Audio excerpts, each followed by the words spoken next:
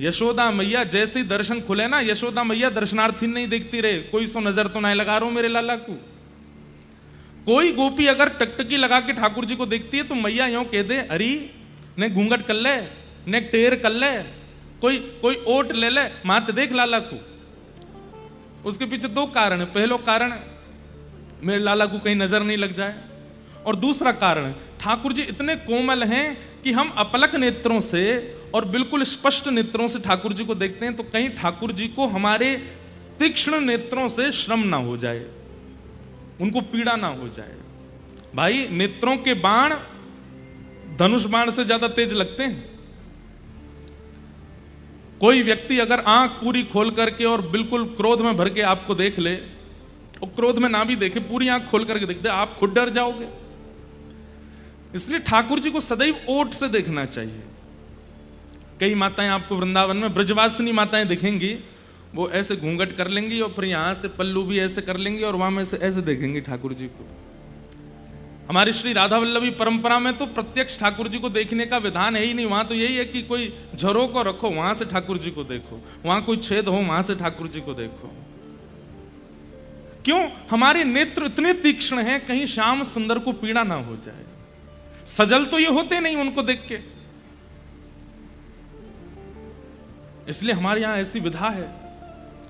वृंदावन में छोटी छोटी ये खिड़कियां क्यों बनाई गई मंदिरों में? अति प्रियतम मानने वाले ठाकुर जी को वहीं से दर्शन करते हैं ठाकुर जी का। कहीं हमारे नेत्रों के बाण ना लग जाएं ठाकुर जी को। भावयुक्तता। इसलिए जगन्नाथ महाप्रभु के सन्मुख कपूर लगाया जाता है नेत्रों में कि भाई तुम्हारे नेत्र थोड़े सजल हो जाएं तब देखना ठाकुर जी को। तो बाईसा का जो चरित्र है ना, उसमें हंसी नहीं है, उसमें विलास नहीं है, उसमें ज्यादा ज्ञान नहीं है, उसमें केवल प्रेम है। इसलिए मीराबाई का चरित्र भावुक कर देता है। तो आज का चरित्र मार्मिक इसलिए है क्योंकि आज भावुक चरित्र है, बहुत भावुक चरित्र है। चलेंगे हम लोग बाईसा के चरित्र में, पर भागवत जी का थोड़ा अंश ले लें, फिर बाईसा के चरित्र में प्रवेश करेंगे। राजस्थान के लोग मीराबाई नहीं कहते, बाईसा बोलते हैं, बाईसा। आप लोग भी जो इस पथ पर चल रहे हैं वो भी ऐसे ही प्रयास करो। आचार्यों के भी स्पष्ट नाम ना बोलो, बाईसा कह करके बुलाओ। कल हम लोग मंगलाचरण श्रवण कर रहे थे भागवत जी का। आज प्रथम स्कंद में द्वितीय अध्याय में प्रवेश करें, कुछ चर्चा करते हुए फिर बाईसा के चरित्र को श्रवण करेंगे। सवै पुंसां परो धर्मो यतो भक्ते यदोक्षजे अहैतुक्य प्रतिहता ययात्मा संप्रसीदति कि धर्मस्वनिष्ठितः पुंसां विश्वक्सेन कथासु यः नोत्पादयदधिरतिं श्रम एव हि केवलम्। बहुत अच्छी बात है। कल हम लोग धर्म और परम धर्म पर बात कर रहे थे। धर्म क्या है? खुद से प्रेम करना, यह धर्म है। धर्म क्या है? अपनों से प्रीति करना, संसार के नियमों से प्रीति करना, यह सब धर्म में आता है। बहुत सावधानी से सुनिएगा। पर परम धर्म क्या है? जिसने संसार प्रदान किया, जिसने अपने प्रदान किए, जिसने शरीर प्रदान किया, उस परमात्मा को प्रियतम मान करके भजन करना, यह परम धर्म है। और ये बात मैं नहीं कह रहा हूं, सूत जी महाराज भागवत में कहते हैं सवै पुंसां परो धर्मो, सभी प्राणी मात्र का एक ही परम धर्म है। क्या? यतो भक्तिर अदोक्षजे। अदोक्षज भगवान की भक्ति। और कैसी भक्ति? बोले अहैतुक्य प्रतिहता, अहैतुकी भक्ति। अहैतुकी मतलब प्रेम लक्षणा भक्ति। किसी ने मुझे आज प्रश्न किया है कि भक्ति के सूत्र बताइए। 3 सूत्र हैं, विश्वास, संबंध और समर्पण। भक्ति के 3 सूत्र हैं। सबसे पहला, भरोसो दृढ़न चरणन केरो भरोसो दृढ़ इन चरणन के, श्री वल्लभ नख चंद्र छटा बिन, श्री वल्लभ। इधर देखिए, कथा सुनो। सब जग माही अंधेरो, भरोसो दृढ़ इन चरणन के। पूज्य महाराज जी को पुनः पुनः प्रणाम। आप आशीष देने के लिए सब चंडीगढ़ वासियों को पधारे। भक्ति का पहला सूत्र क्या है? क्या है? नहीं जोड़ते बोल दो। विश्वास, भरोसा। और विश्वास का मतलब क्या होता है? चाहे जीवन में जैसी परिस्थिति आ जाए, ठाकुर जी के ऊपर प्रश्न ना उठना, ठाकुर जी से कभी शिकायत ना करना, यह विश्वासी व्यक्ति का लक्षण है। बंधुओं, प्रेम का एक स्वरूप होता है। इधर देखिएगा कि सहा गया, और जब प्रेमी सामने आया तो उसको बताया ना। एक होता है कि पूरे दिन सहा, पति गए थे काम पे और पूरे दिन पत्नी ने सहा, जो भी सहा, चाहे रसोई में काम करते करते कुछ सहा, सासू मां से सहा, पड़ोसी से सहा, बच्चों से सहा, जो भी सहा। शाम को जब पति घर लौट करके आए तो सब बता दिया। रसोई में ऐसा हो गया, माँ ने ऐसा किया, बच्चे ऐसे कर रहे थे, ये हो गया, सुबह से तो ये हो गया, ये हो गया। ठीक है, हम आप सब लोगों के ये स्वभाव में आ चुका है कि हम पूरे दिन जो घटना घटती है उसको इकट्ठी करते जाते हैं और फिर अपना अति प्रेमी मिलता है तो सब बता देते हैं। पर आप जान करके हैरान होंगे, ये प्रेम का स्वरूप नहीं है। प्रेम का स्वरूप क्या है? सहा गया, लेकिन जब प्रेमी आए तो मन में विचार किया, 2 घड़ी के लिए आया है, अब क्या बता करके और समय गवा दूं? नहीं बताया, नहीं कहा, बस सह लिया। ये प्रेम है। 100 वर्ष बाद ठाकुर जी मिले थे किशोरी जी से कुरुक्षेत्र में। 100 वर्ष बाद ठाकुर जी द्वार पर खड़े हैं, भीतर नहीं जा रहे शिविर में। पता है कि यहां किशोरी जी बैठी हैं, और क्यों नहीं जा रहे हैं? ठाकुर जी को यह है कि कितनी शिकायतें होंगी मुझसे, कितने अपराध मैंने किए हैं, परसों की कह के गया, बरसों तक नहीं आया, आज 100 साल बाद किशोरी जी के सामने किस मुंह से जाऊंगा मैं? लेकिन तभी किशोरी जी कहती हैं, अरे ललिता, ये जो ब्यार हवा की चल रही है ना, या ब्यार में मोकू कन्हैया की सुगंधी आ रही है, नेक देखियो द्वार पे कहीं कृष्ण तो नहीं है। और द्वार जाकर के जैसे देखा तो ठाकुर जी खड़े थे कोने में। जैसे ही ठाकुर जी देखे, शिकायतें तो बहुत थी, कहना तो बहुत था, लेकिन भूल गए। उठ करके तुरंत गई, और 100 वर्ष पहले की श्री किशोरी जी की प्रीति में और 100 वर्ष के विरह के बाद के आज के किशोरी जी की प्रीति में तनिक अंतर नहीं है। तुरंत हाथ पकड़ करके आओ श्याम सुंदर। बस हाँ, नेत्र नहीं मिला पा रही हैं, लेकर के आई, बैठाया। ललिता विशाखा से बोली, स्वरूप नेक रूखो रूखो लग रहा है, नेक श्रृंगार पेटी लेके आइयो। और श्रृंगार पेटी लेकर के ठाकुर जी का श्याम सुंदर का श्रृंगार कर रही है किशोरी जी। यहाँ पत्रावली बना रही, क्योंकि अब द्वारिकाधीश बन गया, पत्रावली तो करते नहीं ठाकुर जी, पत्रावली बना रही हैं। मुकुट पे मोर पिच्छ धारण कर रही हैं, घुंघराले केशों को समेट करके सुंदर यहाँ पर एक जूड़ा जैसा बना रही हैं, पीतांबरी पहना रही हैं, इत्र लगा रही हैं, यहाँ पर कुछ जावक के चिन्ह बना रही हैं और कह रही हैं, हे श्याम सुंदर। ठाकुर जी कहना चाह रहे हैं, श्री जी मुकुट क्षमा। बोले शांत रहो, ये सब बात मत करो। किस बात की क्षमा मांग रहे हो आप? मैंने 100 वर्ष का विरह दिया आपको, 100 वर्ष तक नहीं आया मैं। किशोरी जी बोली, श्याम सुंदर, वास्तव में 100 वर्ष का अंतराल निकल गया, मैं भूल गई थी। जैसे ही आप सन्मुख आए तो ऐसा लगा कि मथुरा जाने से ठीक एक दिन पहले जो हमारी वार्ता हुई थी वो कल ही हुई थी, और उसके बाद आज आ गए हो। बीच का ये समय कहां चला गया मुझे नहीं पता। अब उसकी चिंता मत करो, उसकी चर्चा मत करो, रास करो। और किशोरी जी के साथ रास किया। हम में ऐसा प्रेम नहीं है। कथा में आया प्रिय व्यक्ति, कथा के बाद तुरंत फोन कर देता है यजमान को, मेरी बैठने की व्यवस्था नहीं थी, मुझे उठा दिया गया, मेरे लिए यूं हो गया, मेरे पास वैलिड नहीं किए गए, मुझे बाहर निकाल दिया। शिकायतें कितनी है हमारी। प्रेम तो वो जानो जहां व्यक्ति सहले और प्रेमी से कभी शिकायत ना करे। वो प्रेम। मीराबाई भी ऐसी, बहुत सहा मीराबाई ने। कहते हैं भक्तिमती मीराबाई जब थोड़ी थोड़ी सयानी होने लगी, बड़ी होने लगी, तो मीराबाई के ब्याह की चर्चा होने लगी। और एक और कारण था ब्याह की चर्चा का। आप सब लोग इधर देखो, बस कथा सुनो, कहीं मत देख। अब इसके बाद नहीं बोलूंगा मैं, बस ये अंतिम है। अब इसके बाद देखोगे तो देखो, पर आप हमें बैठ देख के सुनो कथा। मीराबाई की आयु बढ़ रही है ब्याह के लिए, इसलिए चर्चा कम हो रही है, इसलिए चर्चा ज्यादा हो रही है क्योंकि 24 घंटा कुछ करती ही नहीं है। अब तो पद रचना करना शुरू कर दिया। अब तो पूरे दिन बैठ करके केवल गाती रहती हैं, गाती रहती हैं। सुबह से श्रृंगार करना, बढ़िया करताल लेकर के पद गाना। कभी चार भुजानाथ जी का मंदिर था मीराबाई का, पुश्तैनी घर का मंदिर, चार भुजानाथ जी। कभी वहां जाती, कभी गिरधर लाल जी के सामने गाती।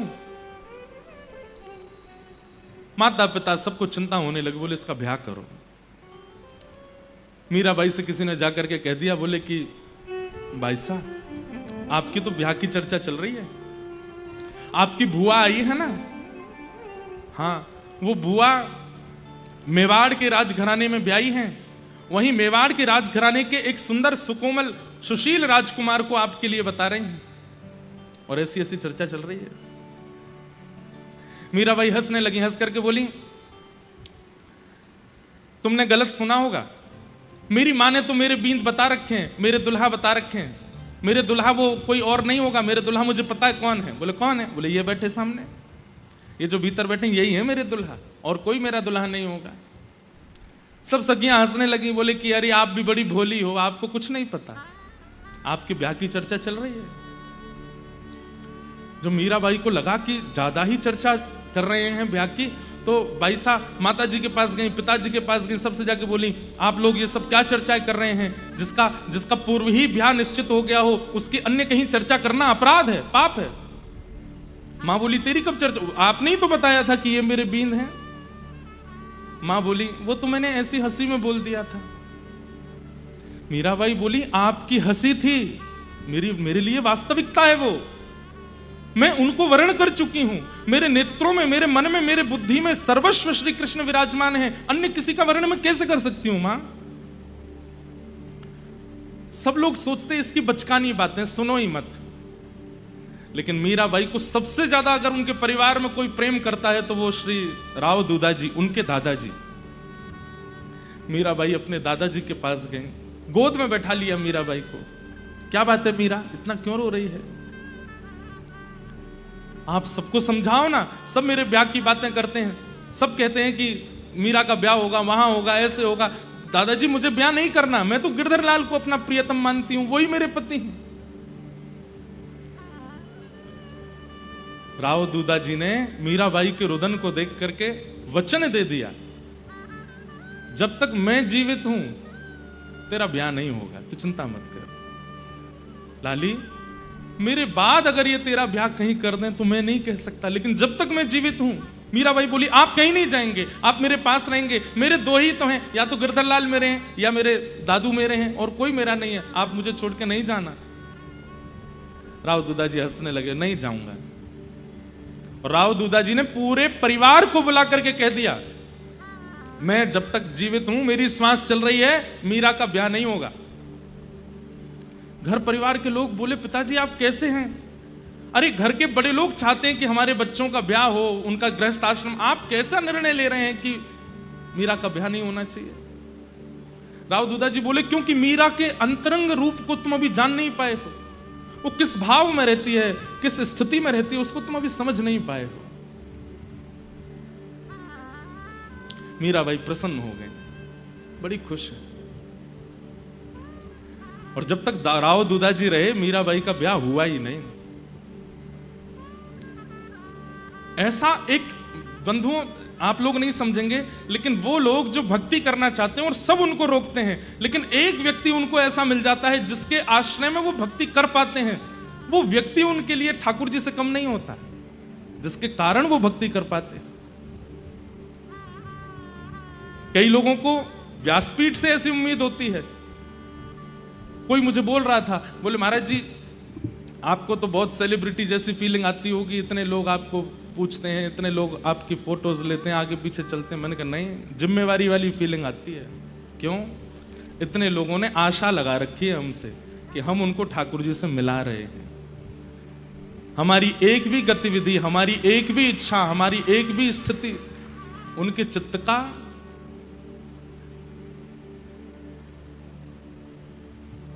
भाव विमुख कर सकती है। हम सच बताएं, हम खाते भी इसलिए, सोते भी इसलिए हैं, ध्यान भी इसलिए रखते हैं कि कुछ हो नहीं जाए, नहीं तो इतने सारे लोग कथा में नहीं आ पाएंगे, नहीं सुन पाएंगे तो क्या होगा। एक व्यक्ति जब ऐसी आशा उत्पन्न कर देता है जिसकी बातें, जिसके आश्रय में रहकर के आप भजन कर सकते हैं, वो व्यक्ति ठाकुर जी से कम नहीं लगता लोगों को। आज हमारे वृंदावन के पूज्य श्री प्रेमानंद जी महाराज हैं। आज संत तो अनेक हैं वृंदावन में, और अनेक संतों के मार्गदर्शन से अनेक लोग ठाकुर जी की प्राप्ति कर रहे हैं। पर विशेष रूप से दूर दराज रहने वाले, जो कभी वृंदावन को जानते नहीं थे, प्रियालाल जी का जो भाव नहीं जानते थे, आज उनकी वाणी के आश्रय में भजन कर रहे हैं। ऐसे ही मीराबाई के लिए श्री राव दूधा जी, मीराबाई बड़ी प्रसन्न है कि अब तो मेरे को कोई चिंता की बात नहीं, मेरे दादाजी हैं साथ में। इस बात से तो वो प्रसन्न रहती हैं, लेकिन ठाकुर जी के सामने बैठ करके खूब रोती हैं। क्यों? मुझे जगह जगह जाकर के अपनी रक्षा करनी पड़ रही है, और आप कैसे हो? आपकी होने वाली गृहिणी की कहीं और चर्चा चल रही है ब्याह की, और आप बैठे हुए हो। अरे कोई सामान्य संसार का जीव होता और उसका ब्याह पक्का हो गया होता और उसकी गृहिणी की कहीं और चर्चा होती, वो लड़ लेता, पूरे परिवार के सामने आगे खड़ा हो जाता, और आप पूरे दिन ऐसे खड़े रहो। अरे क्यों नहीं आते हो? आकर के क्यों नहीं सबको बताते हो? मीराबाई व्याकुल हो गई। अब उनके चित्त में इच्छा होने लगी कि मैं वृंदावन जाऊं, क्योंकि कन्हैया वहीं बैठते हैं, वहीं बसते हैं। मीराबाई के चिंतन में ठाकुर जी कोई परमात्मा नहीं जो बादलों के ऊपर रहते हैं। मीराबाई के चिंतन में ठाकुर जी भगवान नहीं है। मीराबाई के चिंतन में ठाकुर जी साक्षात हैं, प्रत्यक्ष हैं, और वृंदावन में रहते हैं, यमुना तट पर बंशी बजाते हैं। उनको पता है।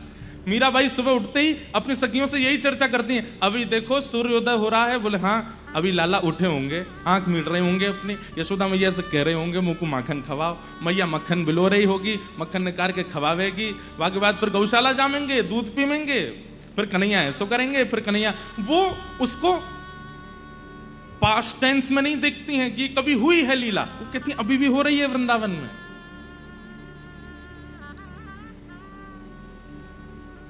एक संत आए हैं मेड़ता में, मीराबाई चरणों में प्रणाम करते हुए कहते हैं मुझे वृंदावन जाना है, पर मेरी अवस्था इतनी बड़ी नहीं कि मैं वृंदावन जा सकूं। आप कुछ कृपा करो, मैं क्या करूं जिससे मेरा वृंदावन जाने का भाव पूर्ण हो। संत बोले वृंदावन तो ठाकुर जी श्री जी बुलाएंगे तो ही जा सकें। बोले मैं रोज तो कहती हूं पर मुझे बुला नहीं रहे हैं। तब उस संत ने एक युक्ति बताई। बोले मीरा, तुम पत्र लिखा करो, और पत्र लिख करके वृंदावन जाने वाले, तुम्हारे यहां इतने संत आते हैं, कोई ना कोई वृंदावन जाता है, उनके हाथ अपना पत्र भिजवा दिया करो, वृंदावन तुम्हारा पत्र पहुंच जाएगा।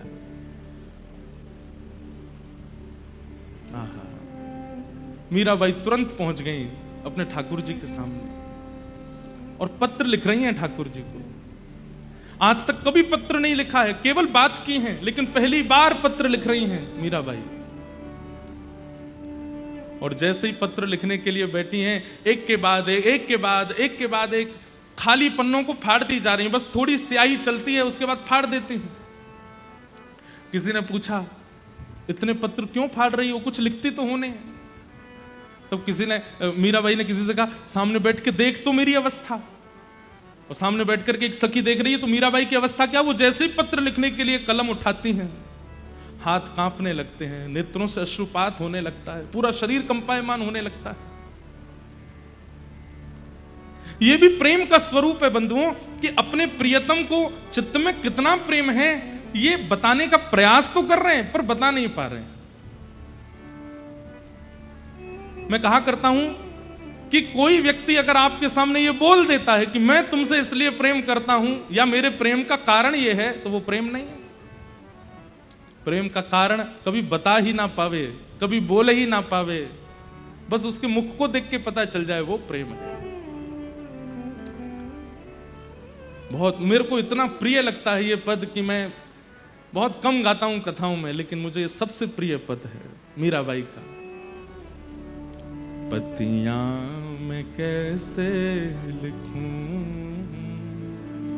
लिखी ही न जाए।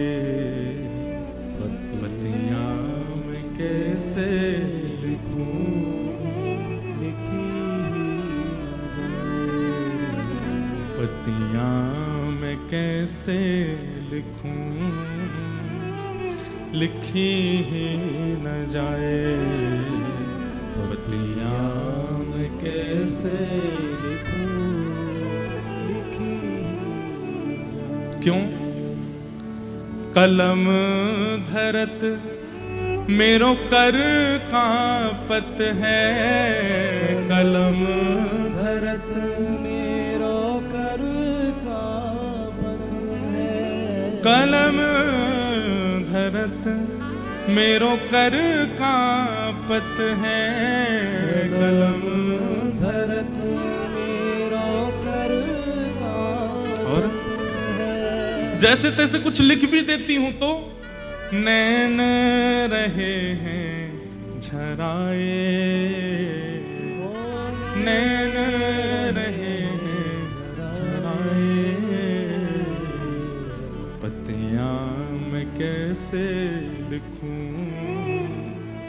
लिखी ही न जाए। पतियां मैं कैसे लिखूं, लिखी ही। तो संत ने आकर के कहा पत्र नहीं दे सकती, तो एक काम करो, मैं बैठ जाता हूं तुम्हारे सामने, तुम्हारे हृदय में जो जो भाव है मुझे कह के बता दो, मैं सुन करके वृंदावन बिहारी जी के पास जाऊंगा तो जाके बता दूंगा उनको। मीराबाई कहती है बात कहूं तो कहत न आवे, बात कहूं तो कहत नहीं आवे। बात कहूं तो कहत न आवे, बात कहूं तो कहत न आवे। क्यों? जियरा रयो है डराए, जियरा रयो है डराए। पतियां मैं कैसे लिखूं, लिखी ही न जाए। पतियां कैसे लिखूं, लिखी ही न। तो फिर संत बोले अब मीरा तू ही बता मैं क्या करूं, तू लिख करके दे नहीं रही है, मुझे बात कुछ बता नहीं रही, तो मैं चलता हूं वृंदावन। नहीं नहीं रुकिए ना, आप अभी रुक जाइए ना, उनको कुछ तो बता दीजिए मेरे बारे में, मेरा कोई तो भाव उन तक पहुंचा दीजिए। संत बोले तू ही बता क्या भाव पहुंचाऊं। तो मीराबाई कहती हैं कितनी सुंदर बात, विपत हमारी देख तुम चाले, विपत हमारी देख तुम चलाए। विपत हमारी देख तुम चाले, विपत हमारी देख तुम चाले। मेरी स्थिति, मेरी अवस्था, मेरी परिस्थिति आपने देख ली है। मेरी स्थिति अवस्था परिस्थिति क्या है ये आपको दिख गया है। बोले हाँ, अब कहियो हरि जो जाए, कहियो हरि जो जाए। मेरी अवस्था जाकर के आप बता देना ना, आपको सब तो पता है, आपने देख ही लिया है कि मैं कैसे रहती हूं, क्या मेरी स्थिति, क्या मेरी परिस्थिति, सब बता देना उनको। संत बोले ठीक है मैं बता दूंगा। तो रोक लेती मीरा, सुनिए सुनिए, ये मत बताना कि मैं बहुत रोती हूं, ये मत बताना कि मैं पूरे दिन काली मां मुख पे लगा के कृष्ण बनी घूमती हूं। मीराबाई कैसे घूमती हैं पता है? जैसे मीराबाई को पता चलता है कि उस जगह मेरी ब्याह की चर्चा कर रहे हैं सब परिवार के लोग बैठ के, तो ठाकुर जी के चरणों में काजल लगा करके अपने पूरे मुख पे काजल लगा लेती हैं और काजल के ऊपर चंदन की ऐसी टिप्पी टिप्पी धर के और बिल्कुल कारी कारी सी बनकर के मीराबाई घूमने लगती हैं और घूमते हुए अपने परिवार वालों के पास जाके कहती हैं, देख लो मैं तो ऐसे ही रहूंगी ससुराल में, करा दो कहीं और ब्याह, जैसे मेरे श्याम सुंदर वैसी मैं हूं। घर परिवार के लोग कहते हैं अरे मीरा पागल हो गई है तू। मीराबाई आज उन संत से कह रही हैं, ये मत बताना कि मैं बहुत रोती हूं, कहीं ये पता चला कि मैं बहुत रोती हूं तो कहीं मुझे वर्ण करने में संकोच हो गया तो। ये मत बताना कि मैं ऐसे काजल लगा के बावड़ी बनी घूमती हूं। मेरी परिस्थिति बताना ही मत, कुछ मत कहना आप। तो तू ही बता मीरा, पत्र तुझे देना नहीं है, बताना कुछ है नहीं है, तेरी परिस्थिति देख करके मैं बता दूं वो भी तुझे स्वीकार नहीं है, क्या कहूं फिर। मीरा के प्रभु गिरधर नागर, मीरा के प्रभु गिरधर। एक बात कह देना बस, मैं जैसी हूं, मेरी परिस्थिति जैसी है वो मुझ तक ही रहने दो, उनको मत बताना। बस उनसे एक बात कह देना मेरे हृदय की, क्या, मीरा के प्रभु गिरधर नागर, मीरा के प्रभु गिरधर नागर, चरण कमल रखाए, चरण कमल रखाए। वो बस मुझे अपने चरणों में रख ले। मेरी परिस्थिति, मेरी अवस्था, मेरी व्यवस्था, मेरा स्वभाव कुछ मत बताना उनको, मेरा विरह कुछ मत बताना। छोटे लाला हैं, डर जाएंगे वो, इतनी व्याकुल मेरी स्थिति है, ये सब आप उनको जाके बताएंगे वो चिंता करेंगे, मत बताइएगा उनको कुछ। बस एक बात कह देना, क्या, राजस्थान में राव दूधा जी के परिवार की एक लाली है मीरा, उसको केवल अपने चरणों में वास दे दे और कुछ नहीं चाहिए। पतियां मैं कैसे लिखूं, लिखी ही न जाए, पतियां मैं कैसे लिखूं, लिखी ही न जाए। अरे कहां तक कहें, जो संत आते हैं ना मीराबाई के पास, वे अपना वृंदावन जाना 6-6 महीने तक टाल देते हैं मीरा की स्थिति देख करके, कि वृंदावन में भी वो सुख नहीं मिलेगा जो हमें मीरा की अवस्था देख करके मिल जाता है, मीरा की स्थिति देख करके मिल जाता है। सहना और कभी कहना नहीं, ये प्रेम का स्वरूप है। हम आप सब लोग ये नहीं जानते, और कहीं अगर हमने सहा भी और मन में विचार कर लिया कि कहना नहीं है, कहना नहीं है, कहना नहीं है, तो हम रह ही नहीं पाएंगे। हम इतने व्याकुल और इतने विचलित हो जाएंगे कि हमारे मुख से वो बात निकल ही जाएगी।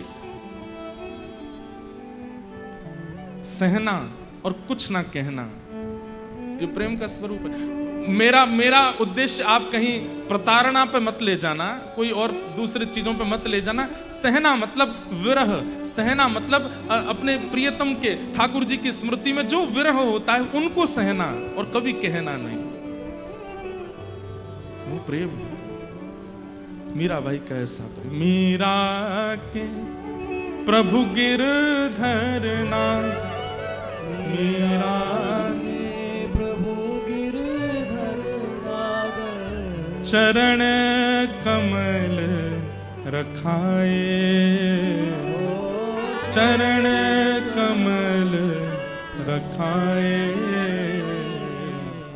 पतियां मैं कैसे लिखूं, लिखी ही न जाए, पतियां मैं कैसे लिखूं, लिखी ही न जाए। इसी भाव के विषय में यहां पर कहा जा रहा है, इसी को कहते हैं परम धर्म। अहैतुक्य प्रतिहता ययात्मा संप्रषेदते। ठाकुर जी के प्रति ऐसी भक्ति जो अहेतुकी, अहेतुकी मतलब न विच्छिन्न होने वाली, न टूटने वाली, न कभी नष्ट होने वाली, चाहे जैसी परिस्थिति बन जाए, चाहे जैसी स्थिति बन जाए, सदा ठाकुर जी के स्मरण में रहे। वैसी भक्ति है मीराबाई की। सूत जी महाराज भागवत जी में यही सबसे पहला उपदेश देते हैं कि भक्ति का स्वरूप क्या है। एक बार ठाकुर जी अपनाए उसके बाद चाहे जीवन में जैसी स्थिति आ गई हो, कभी शिकायत नहीं की गई। धर्म स्वनिष्ठितः पुंसां विश्वक्सेन कथासु यः नोत्पादयदधिरतिं श्रमेव हि केवलम्। कहते हैं ठाकुर जी की मधुर कथा, उसको सुनने में रुचि नहीं है, बाकी ठाकुर जी के संबंधी जितने कार्य हैं सब करने में रुचि है। परिक्रमा करवा लो, दर्शन करवा लो, प्रसाद पवा लो, नाम जप करवा लो, कीर्तन करवा लो, नृत्य करवा लो, गवा लो, लेकिन जैसे कहो कथा सुन लो, कथा नहीं सुनी जाती, नींद आती है, कथा नहीं सुनी जाती, बोर होते हैं, कथा नहीं सुनी जाती, मन नहीं लगता। तो आपके द्वारा किए गए बाकी जितने भी साधन हैं, वो साधन ठाकुर जी को स्वीकार नहीं है। अगर कथा से रति नहीं है, कथा से प्रीति नहीं। एक बात हमारी बहुत ध्यान से सुनिए, कथा नहीं सुनेंगे तो कीर्तन में जो जिसका कीर्तन किया जा रहा है उसकी लीला ही नहीं सुनेंगे तो उसके प्रति भाव कैसे जगेगा? कथा नहीं सुनेंगे तो परिक्रमा करने में भाव कैसे उत्पन्न होगा? कथा क्या है? भाव उत्पत्ति कराती है। और बिना भाव के चाहे आप जितने साधन कर लीजिए, उन साधनों का कोई मोल थोड़ी है, उन साधनों का कोई अभिप्राय थोड़ी है। साधन कर लिए 1000, लेकिन चित्त में भावना नहीं है ठाकुर जी के प्रति, उस साधन का क्या फायदा? साधन की सफलता भाव से और भाव की पूर्णता कथा से है, इसलिए कथा आवश्यक है। यहां तो ये तक कहते हैं कि आपके द्वारा किए गई एकादशी, आपके द्वारा की गई जितने भी साल भर के व्रत हैं, वो भी ठाकुर जी अस्वीकार कर देते हैं यदि कथा में रति नहीं होती है तो। कथा में रति, सत्संग में रति, भगवान की चर्चा में रति होना बहुत आवश्यक है। रति हो ठाकुर जी के प्रति। धर्म स्वनिष्ठितः पुंसां विश्वक्सेन कथासु यः नोत्पादयेद अधिरतिं श्रम एव हि केवलम। ये सब श्रम के समान है। और बहुत अच्छी बात कहते हैं कि धर्मस्य यापवर्गस्य नार्थोऽर्थायोपकल्पते नार्थस्य धर्मैकान्तस्य कामो लाभाय स्मृतः। धर्म कैसा है? बोले अपवर्ग है। अपवर्ग किसको कहते हैं? जहां पवर्ग ना हो। हिंदी वर्णमाला में शब्द हमने पढ़े पवर्ग, प फ ब भ म, ये पवर्ग शब्द कहलाते हैं। प फ ब भ म। तो प से बना पाप, फ से बना फल, व से बना बंधन, भ से बना भय और म से बना मृत्यु। ध्यान से सुनिएगा, हमारे यहां प यानी कि पाप करने के बाद, और फिर कान पकड़ करके मंदिर जा रहे हैं, ठाकुर जी क्षमा मांग रहे हैं, ठाकुर जी मुझसे अपराध हो गया, आज के बाद मैं खूब भजन करूंगा, खूब, वो प्रायश्चित हो जाएगा उसका, आपका पाप नष्ट हो जाएगा, लेकिन वो प्रेम लक्षणा भक्ति नहीं मानी जाएगी, वो भक्ति नहीं है। आप अपराध करने के बाद ठाकुर जी से क्षमा प्रार्थी होते हुए मंदिर जाते हैं या ब्राह्मणों से अनुष्ठान कराते हैं, वो भक्ति में नहीं गिना जाता है, वो आपके अपराध नाशक के रूप में प्रायश्चित है, उससे भक्ति नहीं गिनी जाती। तो पाप करने के बाद किया गया भजन श्रेष्ठ नहीं माना जाता, वो भजन है ही नहीं। दूसरा शब्द आता है फ, यानी कि फल की प्राप्ति के लिए किया गया भजन। नवरात्रि चल रही है, कई लोगों के 9 दिन के व्रत चल रहे हैं, बिल्कुल फलाहार पा रहे हैं, एक समय फलाहार पा रहे हैं, लेकिन 9 दिन बाद देवी मैया के जब सामने अंतिम प्रणाम किया तो उसमें फल मांग लिया कि हे मैया, इन 9 दिनों में हमसे प्रसन्न होकर के आप हमको फलानी फलानी वस्तु दे देना। क्या होगा? वो 9 दिन का जो व्रत है वो फल प्रदान कर देगा, वो भक्ति नहीं माना जाएगा, क्योंकि आपने फल की कामना से व्रत किया। तो पाप, फल, प फ ब, ब यानी कि बंधन युक्त या बंधन मुक्त होने के लिए किया गया भजन। वैसे तो जीवन भर कभी भगवान भजे नहीं, लेकिन अपने किसी मन चाहे से ब्याह करना है, चले गए मंदिर में, पंडित जी आज ही करवाओ, अभी मुहूर्त निकालो, हमारे काल सर्प दोष का निवारण करो, मांगलिक का निवारण करो, ये कर दो, वो कर दो। मतलब किसी को अपनाने के लिए आपको धर्म याद आ जाता है। ऐसा धर्म भी धर्म नहीं माना जाता। पाप फल बंधन, प फ ब और फिर 5 चौथा आता है भ। भ यानी भय से किया गया भजन। डर लग रहा है, रात में लाइट चली गई, सब इन्वेटर भी बंद हो गया, भूत पिशाच निकट नहीं आवे, महावीर जब नाम सुनावे, ना सरो घरे सब पीरा, जपत निरंतर हनुमत वीरा, जय जय जय हनुमान गोसाई कृपा करो गुरुदेव की नाई। फ्लाइट में टर्बुलेंस हो रहा है, जय हो श्री गुरु चरण सरोज रज गुरु जरूर गुरु, हे भगवान बचाओ आज। भय से किया गया भजन। अच्छा, ये तो हुआ कि आपको भय लगा और आपने भजन किया। एक और होता है माता पिता जबरदस्ती करवा रहे हैं, बोले करेगा कैसे, नहीं बैठ के करना पड़ेगा, नहीं करेगा तो ये हमारे घर में तो नियम था पहले, अब तो नहीं है, पर हम जब छोटे थे सब बच्चे घर के, तो हमारे यहाँ था शाम का भोजन नहीं मिलेगा अगर कोई कीर्तन नहीं करेगा। तो सब बच्चे बैठ के कीर्तन करते थे, लेके महाराज मंजीरा बजा रहे हैं, जोर जोर से ढोलक बजा रहे हैं। वो मंजीरा ढोलक ठाकुर जी को नहीं सुनाई, माँ को सुनाई देना चाहिए कि हाँ कीर्तन कर रहे हैं। अब जाके समझ में आया कि भय से किया गया भजन ठाकुर जी को स्वीकार नहीं होता। तो प फ ब भ, पाप फल बंधन भय, और अंतिम शब्द आया म, यानी कि मृत्यु।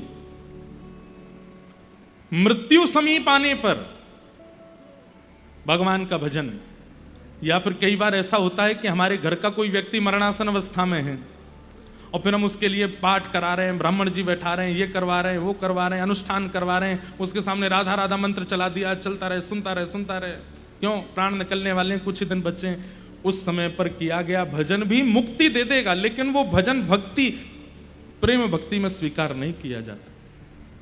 इसलिए यहां अधिकतर जितने भी बैठे हैं वो सब प्रेम लक्षणा भक्ति के उपासक हैं। आपसे हमारी प्रार्थना, पाप फल बंधन भय और मृत्यु, इन 5 कारणों से कभी ठाकुर जी का नाम मत लीजिएगा।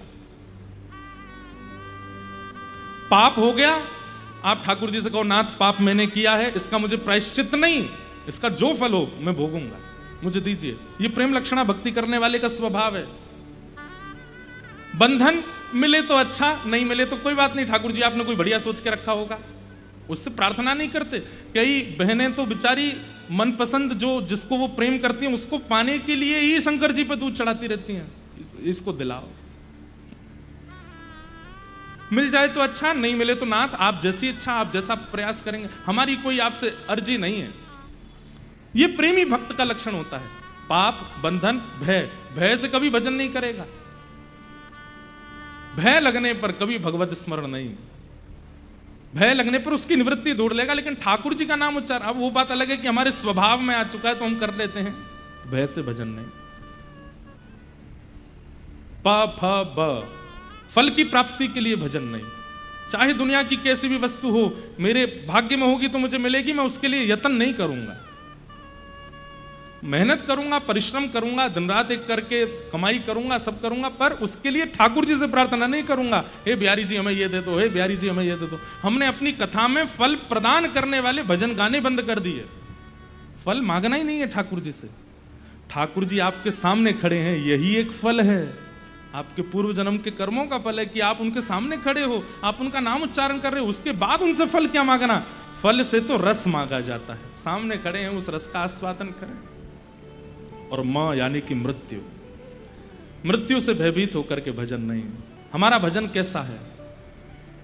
हमारा भजन तो मीराबाई का एक पद है, मैं तो गोविंद रा गुण गासूं, राणा जी रूठे तो मने काय कर सी, मैं तो गोविंद रा गुण गासूं, राणा जी रूठे तो मने काय। चरित्र के अनुसार तो ये पद कल आना चाहिए जब मीराबाई का ब्याह हो जाएगा उसके बाद, लेकिन अभी प्रसंग आया है, भाई साहब मानो प्रेरणा दे रही है कि यही भाव गाओ।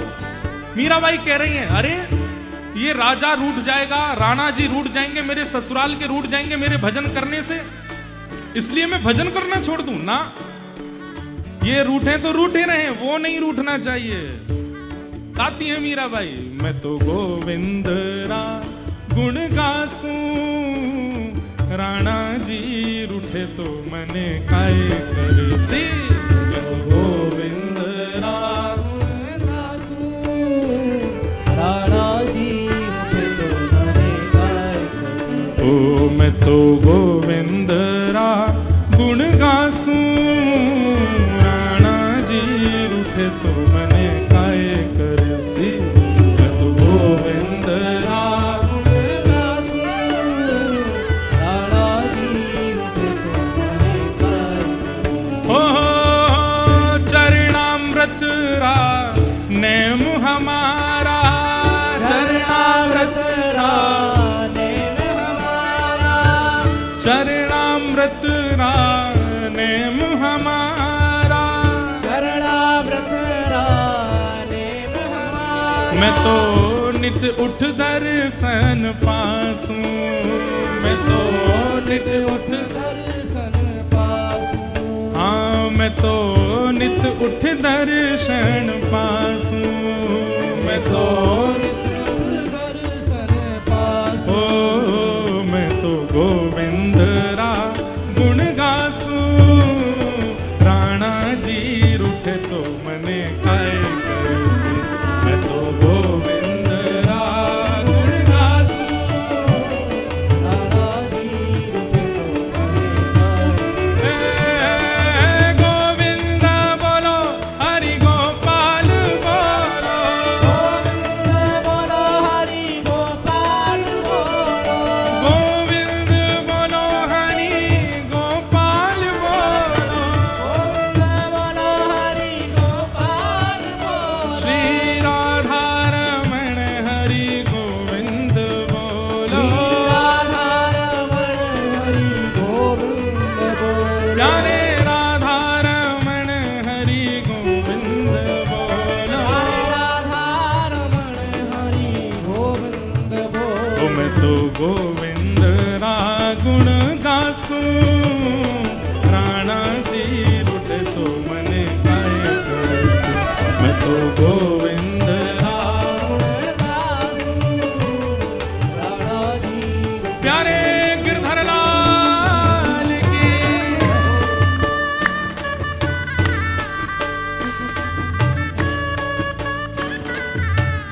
श्री राधा वल्लभ लाल की।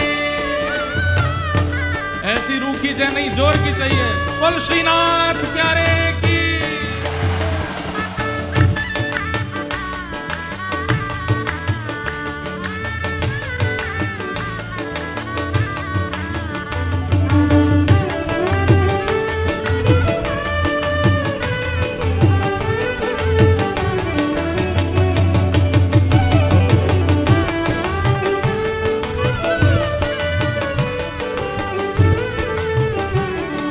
अरे ये 4-5 लोगों के रूठने की वजह से मैं भजन करना छोड़ दूं और वो जगत नियंता जगदाधार मुझसे रूठ गया तो ये रूठेंगे तो घर से निकाल देंगे, वो रूठ गया तो ब्रह्मांड से निकाल के मैं जाऊंगी कहां। मैं अपना कोई नियम नहीं छोड़ने वाली 1-2 लोगों की वजह से। और सुनो, एक तो चरणामृत रोज पीऊंगी, हरिनाम रोज गाऊंगी, और तीसरा मेरा नियम क्या है? हाँ हरि मंदिर मां नृत्य करासा, हरि मंदिर मां नृत्य करासा, हरि मंदिर मां नृत्य करासा, हरि मंदिर मां नृत्य करासा, हरि मंदिर मां नृत्य करासा, हरि मंदिर मां नृत्य करासा, हरि मंदिर मां नृत्य करासा, हरि मंदिर मां नृत्य करासा। ओ मैं तो घूंघरिया घम काश्या, मैं तो घूंघरिया घम काश्या, हाँ मैं तो घूंघरिया घम काश्या, मैं तो घूंघरिया घम काश्या। ओ मैं तो गोविंद रा गुण गासूं, राणा जी रूठे तो मने काय करसी। मैं तो गोविंद रा गुण गासूं, राणा जी रूठे तो मने काय करसी। ओ मैं तो गोविंद रा गुण गासूं, राणा जी रूठे तो मने काय करसी।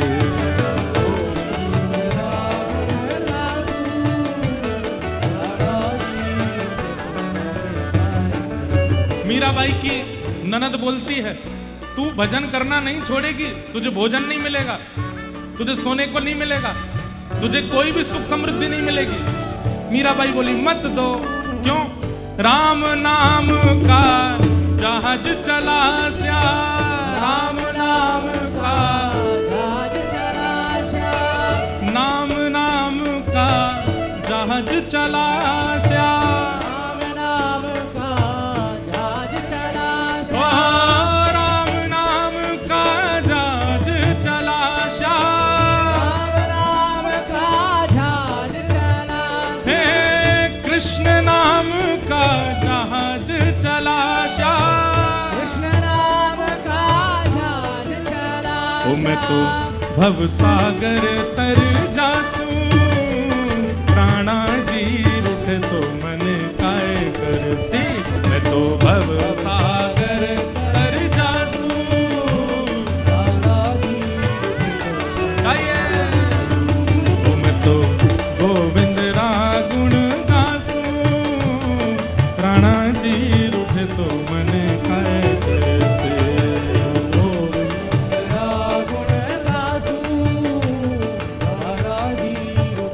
भक्त वत्सल भगवान की।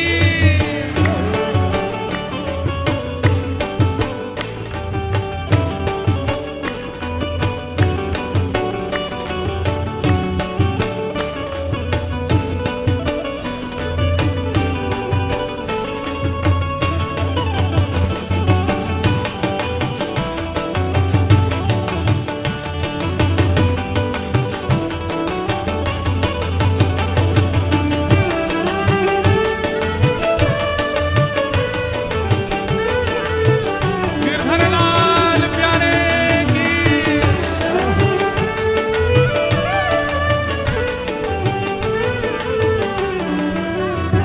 और ओहो यह संसार बाढ़ का कांटा, यह संसार, बाढ़ का कांटा, यह संसार बाढ़ का कांटा।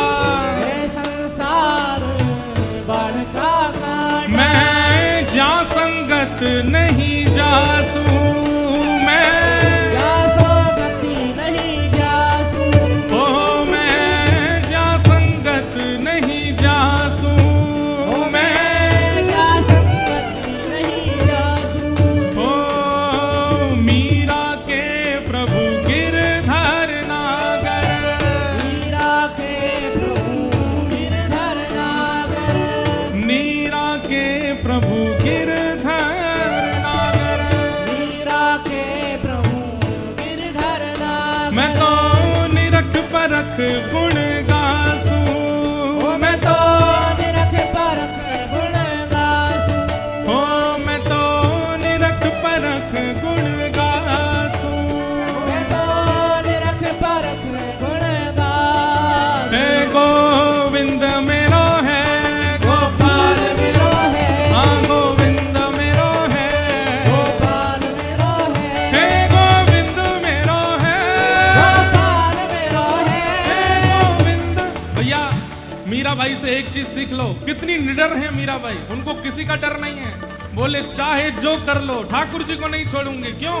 गोविंद मेरो है, गोपाल मेरो है, गोविंद मेरो है, गोपाल मेरो है, गोविंद मेरो है, गोपाल मेरो है, गोविंद मेरो है, गोपाल मेरो हे है, मेरा गिरधर लाल बिहारी मेरो है, मेरा गिरधर लाल बिहारी मेरो है, हे मेरा गिरधर लाल बिहारी मेरो है, मेरा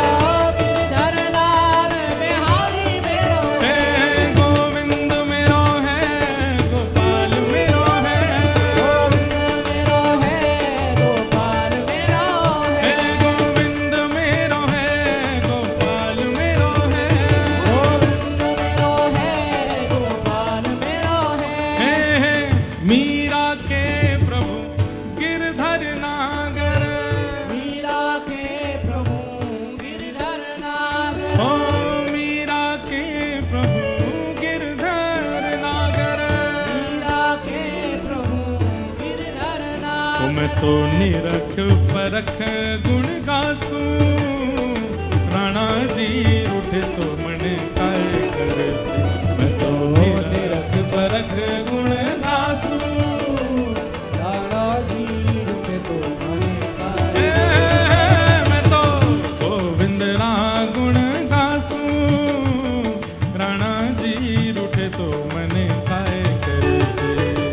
गोविंद रा गुण गासूं, राणा जी आइए रूठे तो मन। हे राधे राधे गोविंद गोविंद राधे, राधे राधे गोविंद गोविंद राधे। श्री राधे राधे गोविंद गोविंद राधे, राधे राधे गोविंद गोविंद राधे। हरि गोविंद राधे गोपाल राधे, राधे गोपाल हे हरि गोविंद राधे गोपाल राधे, हरि गोविंद राधे गोपाल हे भजो राधे राधे गोविंद गोविंद राधे, राधे राधे गोविंद गोविंद राधे। भजो राधे राधे गोविंद गोविंद राधे, राधे राधे गोविंद गोविंद राधे। हे राधे राधे गोविंद गोविंद राधे, राधे राधे गोविंद गोविंद राधे। हरि गोविंद राधे, गोपाल राधे। हरि गोविंद राधे, गोपाल राधे। हरि गोविंद राधे, हरि गोपाल राधे। हरि गोविंद राधे, हरि गोपाल राधे। हरि राधे राधे गोविंद गोविंद राधे, राधे राधे गोविंद गोविंद राधे। भजो राधे राधे गोविंद गोविंद राधे, राधे राधे गोविंद गोविंद राधे। भजो राधे राधे गोविंद गोविंद राधे, राधे राधे गोविंद गोविंद राधे। हरि राधे राधे गोविंद गोविंद राधे, राधे राधे गोविंद गोविंद राधे। हरि गोविंद राधे, हरि गोपाल राधे। हरि गोविंद राधे, हरि गोपाल राधे। हरि गोविंद राधे, हरि गोपाल राधे। हरि गोविंद राधे, हरि गोपाल राधे। भजो हाँ भजो, भजो राधे राधे गोविंद गोविंद राधे, राधे राधे गोविंद गोविंद राधे। भजो राधे राधे गोविंद गोविंद राधे, गोविंद गोविंद राधे। भजो राधे राधे गोविंद गोविंद राधे, राधे राधे गोविंद गोविंद राधे। भजो राधे राधे गोविंद गोविंद राधे, राधे राधे गोविंद गोविंद राधे। हरि गोविंद राधे, हरि गोपाल राधे। हरि गोविंद राधे। हरि गोपाल राधे। मीराबाई तो इतना निडर होके गा रही हैं, आपको किसका डर है? ऊपर किशोरी जी अपनी छत्र छाया करके बैठी हैं, सामने भागवत जी विराजमान है, वृंदावन प्रकट भयो है। बिल्कुल निर्भीक होकर के गाओ, पूरे स्वर में गाओ, गोविंद राधे, गोपाल राधे। हरि गोविंद राधे, गोपाल राधे। हरि गोविंद राधे, गोपाल राधे। भजो गोविंद राधे, भजो राधे राधे गोविंद गोविंद राधे, गोविंद गोविंद राधे। भजो राधे राधे गोविंद गोविंद राधे, राधे राधे गोविंद गोविंद राधे। भजो राधे राधे गोविंद गोविंद राधे, राधे राधे गोविंद गोविंद राधे। बोलो राधे राधे गोविंद गोविंद राधे, राधे राधे गोविंद जय जय श्री राधे, जय जय श्री राधे, जय जय श्री राधे।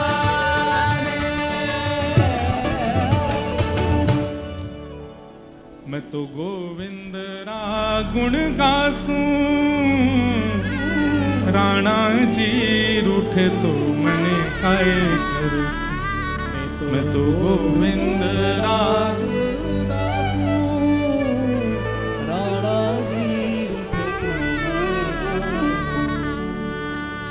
मीराबाई का ऐसा भाव, बिल्कुल निर्भीक होकर के गाती हैं। बोले राणा जी रूठ जाए। राणा कौन था पता है? मीराबाई का देवर। कल की कथा में वो विस्तार आएगा उसका। तो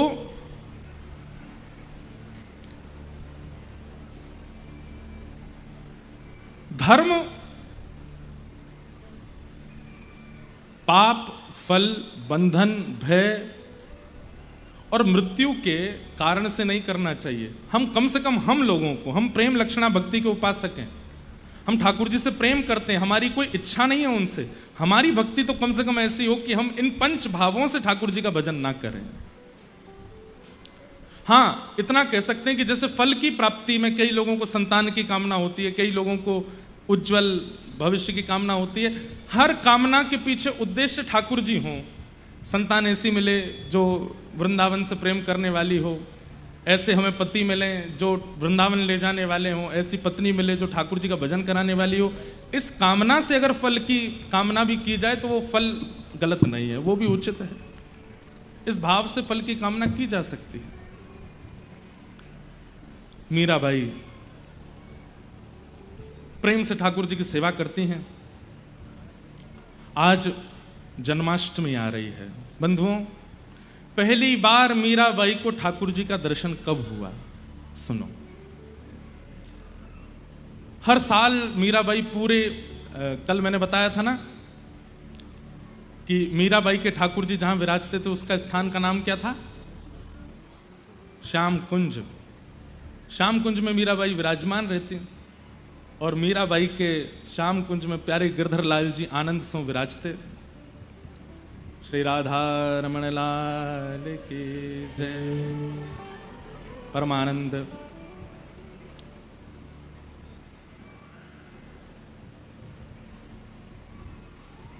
विराज।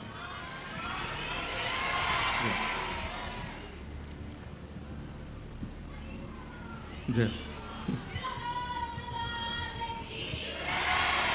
परमानंद प्यारे श्री राधा रमण लाल नित्य कृपा कर रहे हैं। कल भी श्री राधा रमण लाल जी की कृपा हुई। आचार्य चरण श्री गोस्वामी जी महाराज पधारे और आज हमारी तो भाभी हैं, पूज्या भाभी माँ पधारी हैं। बहुत बहुत अभिनंदन। और हम स्वागत क्यों करें? चंडीगढ़ तो आपका है, आप हमारो स्वागत करो।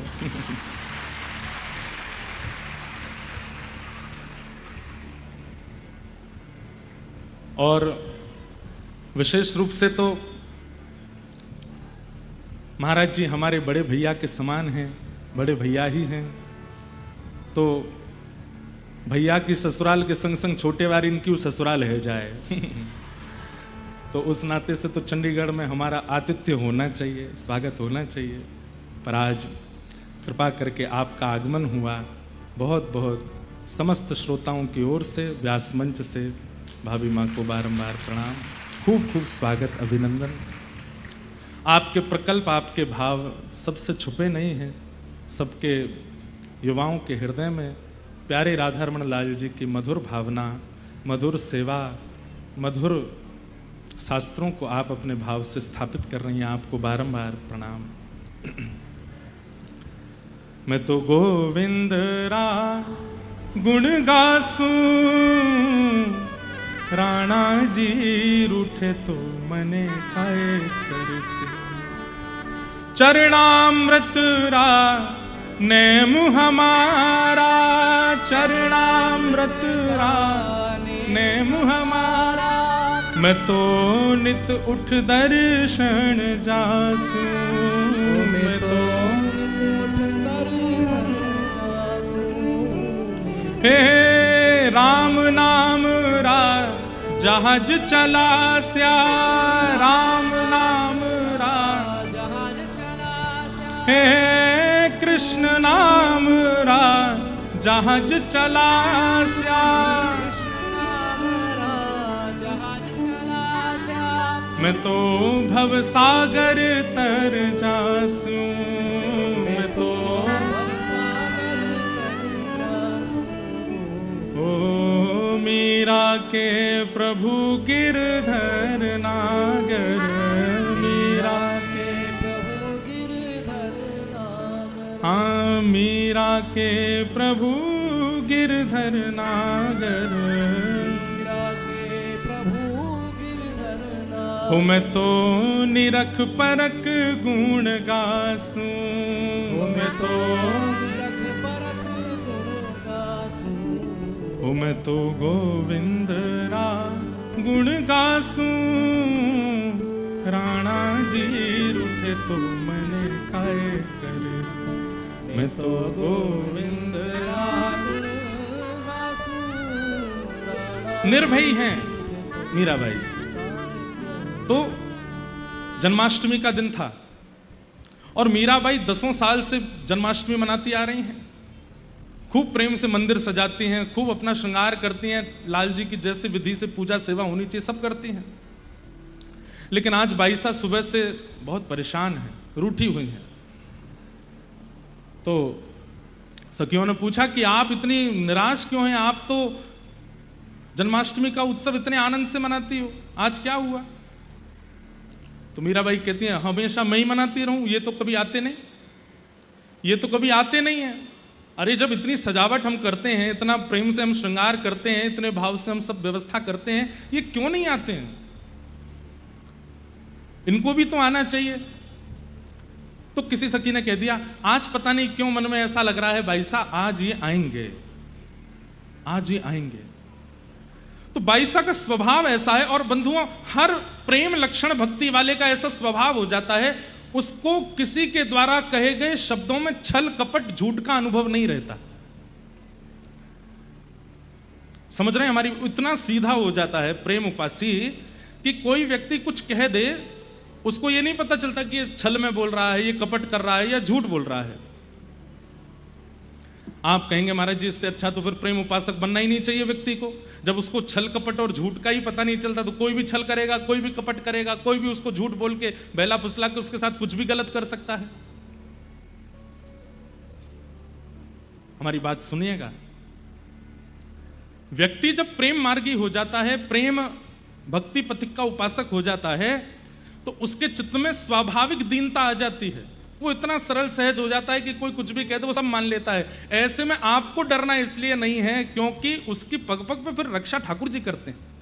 जो अपने बुद्धि विवेक से अपनी रक्षा स्वयं कर लेता है कि मुझसे कोई छल ना करे, मुझसे कोई कपट ना करे, मुझसे कोई मेरे साथ कोई खिलवाड़ ना कर दे, अपने विवेक से इतना अपने आप को सुरक्षित करता हुआ चलता है, तो ठाकुर जी भी सोचते हैं विवेक ही है, बच ही लेगा खुद ही।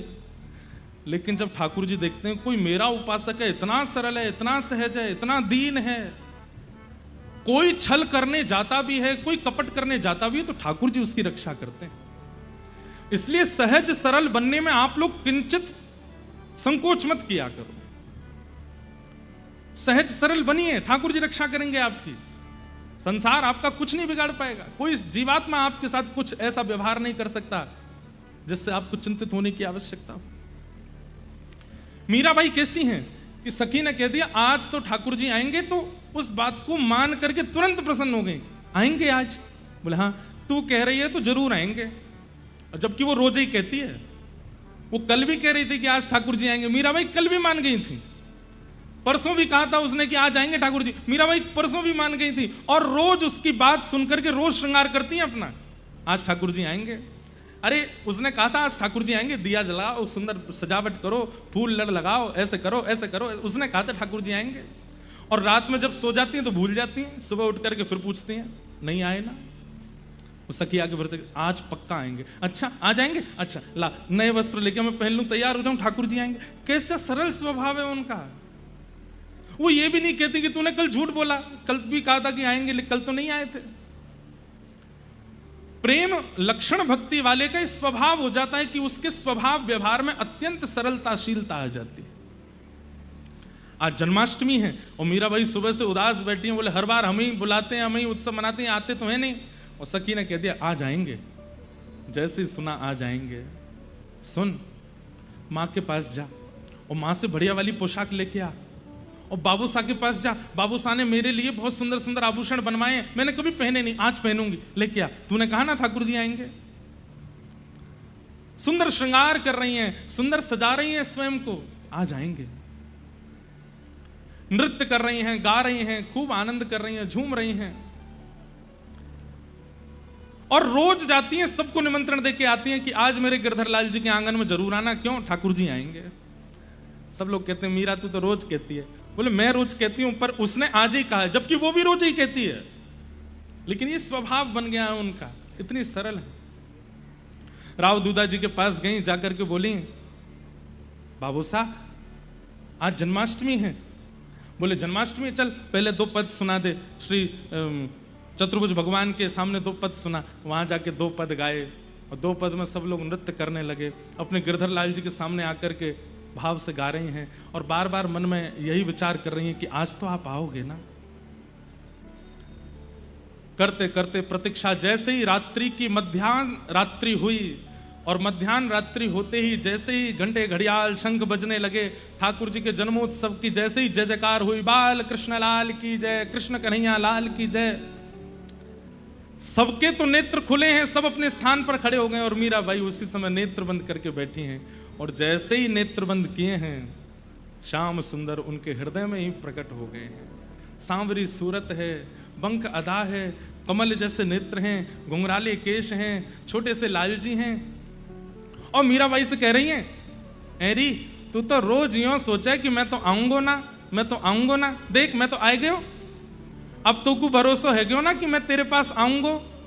और मीराबाई अपने ही मानसी में स्वयं भी एक स्वरूप धारण करके और प्यारे गिरधर लाल जी के साथ में मधुर नृत्य कर रही हैं, आनंद कर रही हैं, पूरी रात नृत्य करती रही। सब उठ करके खड़े होकर के नृत्य कर रहे हैं, और एक कोने में बाई साहब बैठ करके नेत्रों से बस अश्रु प्रवाह हो रहा है, शरीर में कोई गति नहीं हो रही है, पर हृदय में प्यारे लाल जी के साथ में विलास कर रही हैं, नृत्य कर रही हैं। ये प्रथम दर्शन हुआ बाई साहब को अपने चित्त में। और उस दिन तो ठाकुर जी इतने प्रगाढ़ रूप से विराजमान हो गए, अब बाई साहब को भरोसा हो गया कि ये मुझे मिलेंगे ही मिलेंगे। मीराबाई के पदों में ठाकुर जी के स्वरूप का इतना सुंदर वर्णन कैसे हो गया? क्योंकि उन्होंने देखा है। मीराबाई को ठाकुर जी का अनुभव होने लगा चारुक्य से, और अब बाई साहब को अपने गुरु की खोज है। एक दिन मीराबाई राव दूधा जी से जाकर के कहती हैं, मैंने कहीं कथा में सुना था कि भगवत प्राप्ति के लिए गुरु का होना जीवन में आवश्यक है। तो राव दूधा जी बोले तेरे गुरु हैं ना निवृत्तिनाथ जी, उन्हीं को गुरु मानो। तो बाई साहब बोली कि वो तो मेरे शिक्षा गुरु हैं, उन्होंने तो मुझे शिक्षा दी है, मुझे दीक्षा गुरु चाहिए, मुझे दीक्षा गुरु चाहिए, मेरे जीवन में दीक्षा गुरु का आगमन हो। तो राव दूधा जी बोले अब कहां से तेरे लिए गुरु खोजूं, तू बता। सब लोग बहुत ध्यान से सुनिएगा। मीराबाई अपने गिरधर लाल जी के सन्मुख गई और सामने जाकर के प्रण लिया कि रोज हमारे मेड़ता में संत आते हैं, कल जो भी पहले संत आएंगे मैं उन्हीं को अपना गुरु मान करके उनसे दीक्षा ले लूंगी, वही मेरे गुरु होंगे। और भगवान ने अनुग्रह करके ऐसा कहते हैं कि बाई साहब को रात्रि में स्वप्न आया, और स्वप्न में ठाकुर जी महाभारत युद्ध में विराट रूप धारण करके अर्जुन को पूरा अपना रूप दिखाते हैं। सब ऐसा वर्ण, ऐसा बाई साहब को नित्य लीलाएं दिखती थी अपने स्वप्न में, और उसमें ठाकुर जी कह रहे हैं कृष्णम वंदे जगत गुरुम, मैं पूरे विश्व का जगत गुरु हूं, मुझसे बड़ा गुरु कोई नहीं है। सुबह उठते ही मीराबाई हंसने लगी, बोले लाला स्वप्न में आकर के मेरे गुरु छीन रहे हो, ऐसे बता रहे हो कि मुझे गुरु मान ले, लेकिन आप तो मेरे पति हो, आप तो मेरे प्रियतम हो, प्रियतम को मैं गुरु कैसे मानूं? वैसे तो प्रियतम गुरु है, पति गुरु ही है, लेकिन नहीं, मुझे आपकी प्राप्ति के लिए अन्य गुरु की आवश्यकता है। अब जो भी हमारे नगर में आएंगे मैं उनको गुरु मानूंगी। और उसी समय रैदास जी का आगमन हुआ। प्रथम संत के रूप में मेड़ता में रैदास जी आए। रैदास जी खबर जैसी पड़ी, मीराबाई गई, चरणों में प्रणाम किया, लेकर के राव दूधा जी उनको आए, और मीराबाई ने कहा कि आप मुझे अब दीक्षा प्रदान करो। रैदास जी बोले दीक्षा का ऐसा कोई क्रम तो मैंने कभी किया नहीं, लेकिन तुम्हारा संकल्प था कि जो पहले संत आएंगे उनसे मैं दीक्षा लूंगी। तो इस भाव से उन्होंने अपने गले की माला उतार करके बाईसा को पहना दी और एक तारा दे दिया। एक तारा जो मीराबाई बजाती हैं, जो अनेक रूपों में स्वरूपों में दिखता है, और वो एक तारा दे दिया। बोले ये तुम्हारी माला है मेरी तरफ से, इस पर केवल तुम ठाकुर जी का भजन करना। देव दत्ताम मिमाम वीणाम स्वर ब्रह्म विभूषिताम मूर्छयित्वा हरि कथाम गाय मानस चराम्य हम। बंधुओं, वीणा या तो ठाकुर जी ने नारद जी को दी है या रैदास जी ने मीराबाई को दी है। एक तारा दे दिया। अब तो मीराबाई को ऐसा साधन मिल गया, पूरे दिन उस एक तारे को बजाती हैं, ठाकुर जी के सामने मधुर मधुर कीर्तन गाती हैं, खूब भाव से नृत्य करती हैं। वहां पर रैदास जी ने एक पद भी गाया और उस पद में मीराबाई खूब नाची। तब से मीराबाई वो एक तारा लेकर के रहने लगी। अब वह घड़ी आई जिस घड़ी को मीराबाई कभी नहीं चाहती थी कि उनके जीवन में आवे। क्या? श्री राव दूधा जी की मृत्यु। मीराबाई के दादाजी, जिन्होंने कहा था कि जब तक मैं जीवित हूं मीरा का ब्याह होने नहीं दूंगा मैं। लेकिन ठाकुर जी कुछ भी हमारे अनुकूल रहने नहीं देते, बड़े खेलते हैं महाराज। जहां हमको लग रहा हो ना कि ऐसे चलने पर हमारा सब बढ़िया चलेगा, तो ठाकुर जी का भी स्वभाव है कि उसमें कुछ विपरीत किया जाए, अब थोड़ा सा इसके साथ खेला जाए। राव दूधा जी रात्रि में बीमार हो गए। सुबह जैसे मीरा बाई को पता चला, दौड़ करके गई। अपने दादाजी को अस्वस्थ अवस्था में देख करके बाईसा रोने लगे। मीराबाई ने अपनी गोद में अपने दादाजी का सर रखा। राव दूधा जी बोले, मीरा कीर्तन सुना, कोई पद सुना। और मीराबाई अपने दादाजी को पद सुनाती। और वो पद सुनते सुनते जैसे पद विश्राम हुआ, राव दूधा जी ने मीराबाई का हाथ पकड़ के कहा, मीरा अब मुझे पता चल गया है कि मेरे जाने का समय आ गया है। मीराबाई बोली, आप ऐसा मत कहो, एक आप ही तो हैं जिनके कारण मैं इतनी निर्भीकता से भजन करती हूं, अपने गिरधर की सेवा करती हूं। आप जानते हैं ना दादाजी, आपके जाते ये परिवार के लोग सब मेरे साथ क्या करेंगे? ये मेरा विवाह कर देंगे। मैं वाद्य हूं, मैं अब इनको रोक नहीं सकता। मीराबाई खूब अपने गिरधर लाल के सामने जाके खूब उनको डांटती हैं, फटकारती हैं। बोले, खुद भी नहीं आते हो और मेरा जो है उसको मुझसे छीन भी रहे हो। स्वयं तो आते नहीं और जिसके आश्रय में मैं रहती हूं उनको मुझसे दूर क्यों कर रहे हो आप? दौड़ करके फिर गई राव दूधा जी के पास, तो जाकर के देखा, चार भुजानाथ गिरधरलाल, चार भुजानाथ गिरधरलाल, चार भुजानाथ गिरधरलाल, ये कीर्तन चल रहा था उनके मुख से। चार भुजानाथ इनके कुल के देवता हैं और गिरधरलाल मीराबाई के हैं। मीराबाई गई, जाके हाथ मलती हैं, चरण मलती हैं, सिर पर कुछ रखती हैं। लेकिन समय हुआ और श्री राव दूधा जी चले गए। बहुत रोई मीराबाई। ये एक पहला संसारी ऐसा क्रम था जिसमें मीराबाई रोई हैं। बाकी कल की कथा में आप मीरा चरित्र में और भी सुनेंगे, बहुत कुछ हुआ, लेकिन बाईसा कभी संसारी किसी प्रलाप में रोई नहीं। और वो भी इसलिए नहीं रोई है कि दादाजी जा रहे हैं, वो इसलिए रो रही हैं कि मेरे भक्ति के प्रवर्तक जा रहे हैं, मेरे प्रथम गुरु जा रहे हैं। बहुत रोई बाईसा। 3 दिन तक मूर्छित रही अपने दादाजी की स्मृति में। 3 दिन बाद जब होश आया, लाल जी की सेवा करती हैं, लेकिन रूठ गई हैं ठाकुर जी से कि आपने मेरे दादाजी को क्यों दूर किया। और अब वही होने लगा जो नहीं होना था। बाईसा के विवाह का पूरा क्रम प्रारंभ हो गया। जो आपके परिवार की बुआ थी, उन्होंने मेवाड़ में जाकर के ऐसी योजना बनाई कि मैं कुछ दिनों के लिए अब मेड़ता जा रही हूं, मुझको लिवाने के लिए, वापस बुलाने के लिए भोजराज को ही भेजना, जिससे मीराबाई का विवाह निश्चित होना है। मुझको लेने आएगा, मीरा को देख भी लेगा।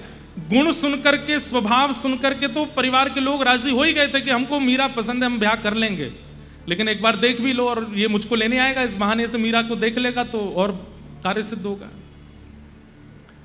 मीराबाई जानती थी। आज माँ ने सुबह आकर के कहा, मीरा थोड़े अच्छे से कपड़े पहन लो, थोड़े अपने केश संवार लो और थोड़ा व्यवस्थित रहना। क्यों? आज ऐसा क्या है, आज क्यों व्यवस्थित रहना? बस कह रही हूं ना, व्यवस्थित रहो। मीराबाई समझ गई कि कोई, अब दादाजी तो नहीं है, अब ये लोग मानेंगे नहीं। बाईसा बोली, हाँ मैं श्रृंगार करके आती हूं। एकांत में गई, ठाकुर जी की तरह काली काली यहाँ पर पूरे काजल लगाए आई, यहाँ पर सुंदर मोटी मोटी बिंदी धरे आई, सिर पर मोरपिच्छ जैसा धारण कर लिया और बिल्कुल बैरागन जैसा भेष। जिन भेषा मारो सांवरो रीछ है, मैं सो ही भेष धरूंगी बाला, मैं बैरागन हूं। आ गई भाई साहब। घर परिवार के लोग देखे, अरे राम राम, ये क्या करके आई है, कैसे बन के आई है? बोले मैं तो ऐसे ही रहूंगी, चाहे आपको जैसा लगे। बाईसा की माँ ने सब सखी जो बाईसा के साथ रहती उनको कहा, इसका मुंह धुलवा देना और इसको थोड़ा ठीक कर देना, वो आ रहे हैं भोजराज, देखेंगे। सब ने कहा, लेकिन बाईसा पे कहां, वो तो ठाकुर जी के सामने बैठी है, लड़ रही हैं ठाकुर जी से, देख लो। क्यों नहीं बताने आते हो संसार को कि आप मेरे हो, मैं आपका वर्ण कर चुकी हूं? अरे ये एक कैसा संबंध है जहां पर पत्नी को बार बार पति के सामने आकर के प्रार्थना करनी पड़ती है कि आकर के सबको बताइए कि मैं आपकी हूं। आज कोई और आ रहा है और आकर के मुझे देखेगा, मेरे साथ वर्ण करेगा, मुझसे विवाह की योजना बनाएगा, ये सब सुनकर के आपको पीड़ा नहीं होती? मीराबाई के भाई जयमल से उन्होंने कहा, सुन, वो भोजराज आएंगे, उनको पूरे नगर में घुमाना, लेकिन यहां शाम कुंज में लेके मत आना। ठीक है। मीराबाई बैठी हैं ठाकुर जी के सामने, बैठ करके सुंदर भाव गा रही हैं और उसी समय भोजराज का आगमन हुआ। घर परिवार के लोगों ने कहा, भोजराज को थोड़ा जयमल घुमा के लाओ, हमारा मेड़ता कैसा है, और कान में कह दिया, बोले श्याम कुंज जरूर ले जाना, वहां मीरा बैठी होगी, देख लेंगे ये। ठीक है। जयमल के साथ में घूम रहे हैं भोजराज, और जैसे भ्रमण करते करते, वो चाहते ही नहीं थे कि इनको श्याम कुंज लेके जाऊं, दीदी ने, बाईसा ने मना किया है, लेकिन तभी भीतर से स्वर आने लगा, प्यारे दर्शन दीजो प्यारे दर्शन दीजो तुम बिन रयो न जाए, प्यारे दर्शन दीजो। स्तब्ध हो गए भोजराज। जयमल का हाथ पकड़ा, ये स्वर कहां से आ रहा है? अरे आप चलिए ना, ये गा रही हैं। कौन गा रही हैं? हमारी बाई सा, हमारी दीदी सा, मीरा। बोले मैंने बहुत स्वर सुने हैं, हमारे राजभवन में एक से एक गायक आते हैं, एक से एक स्वर गाने वाले आते हैं, पर ऐसा ठहराव, ऐसी स्थिरता, ऐसा प्रेम प्रकट करने वाला स्वर मैंने पहली बार सुना है। मैं देखना चाहता हूं, मुझे ले चलो। मेवाड़ के राजा हैं, जयमल कैसे मना करते? जी चलिए। भीतर लेकर के गए। बाई सा हाथ में एक तारा लेकर के गा रही हैं, सामने गिरधर लाल जी का स्वरूप है। जल बिन कमल चंद बिन रजनी, जल बिन कमल चंद बिन रजनी, ऐसे तुम देखा बिन सजनी, ऐसे तुम देखा आकुल व्याकुल फिरूं रैन दिन, आकुल व्याकुल फिरूं रैन दिन, विरह काल जो खाए, प्यारे दर्शन दीजो प्यारे दर्शन दी। मीरा दासी जन्म जन्म की, मीरा दासी जन्म मीरा दासी जन्म जन्म की, मीरा दासी जन्म जन्म पड़ी तुम्हारे पाए, पड़ी प्यारे दर्शन दीजो प्यारे बंधुओं, यहाँ 22 गा रही हैं और पीछे खड़े हुए खम्भ से सिर लगा करके खड़े हुए भोजराज के नेत्रों से अश्रु गिर रहे हैं। वो स्वयं से पूछ रहे हैं कि मैं तो भक्त नहीं हूं, मुझ में तो भजन नहीं है, मैं तो कभी ठाकुर जी का दर्शन किया नहीं, फिर मैं इतना सजल क्यों हो रहा हूं, मुझे इतना प्रेम मेरे चित्त में क्यों उमड़ रहा है, मैंने कभी कथा नहीं सुनी, मैंने कभी भजन नहीं किया, मेरे हृदय में इतना विरह क्यों हो रहा है ये स्वर सुन करके। भोजराज ने तो मानो मन बना लिया कि ब्याह करूंगा तो इन्हीं से करूंगा, चाहे मुझे प्राण त्यागने पड़े, लड़ना पड़े, लेकिन इनको लिए बिना नहीं जाऊंगा, इन्हें स्वीकार करूंगा।